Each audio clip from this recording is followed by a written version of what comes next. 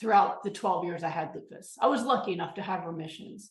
And in my remissions, it meant that what was killing me in the moment, it was no longer killing me. So when I had remission, from my first remission was after 2 years of chemotherapy when the kidney failure stabilized. So I no longer was considering kidney failure. I still had protein in my urine that I was told was from permanent scar tissue damage to my kidneys, that I would always have it. But I was no longer needing the same level of immunosuppression. They were able to stop the chemotherapy. I continued on with some steroids. So that was my first remission. Now in remission, I still had positive labs for lupus, dsDNA, ANA, all of those labs were positive. I still had arthritis. I took Celebrex for it, right? That was remission. So even in remission, I needed medication and I still had migraines. I took medicine for that. So my migraines would come really frequently too. So I still had symptoms. I just wasn't dying from the disease. And that was remission.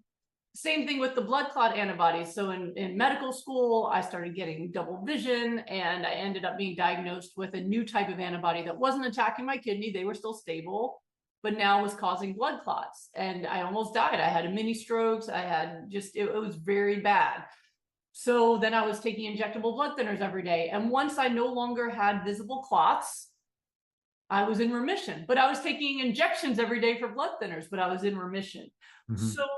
So remission with autoimmune disease is not being healed. It means you're stably sick, right? It's not like in cancer, when they say you're in remission, they can't find any cancer. In autoimmune disease, you're stably sick.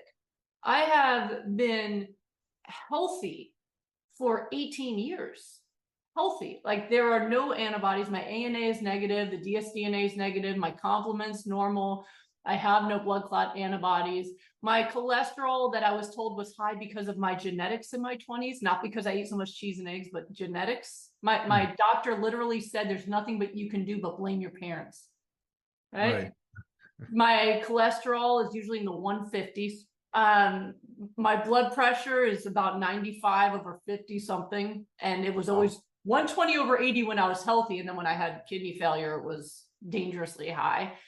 So on every measurable marker, I am unusually healthy. And I've never had a relapse. I've had 2 children. I've gone through stress in my life, and I've never had a relapse. So I consider myself a healthy person. Now, does that mean I could never get sick? No.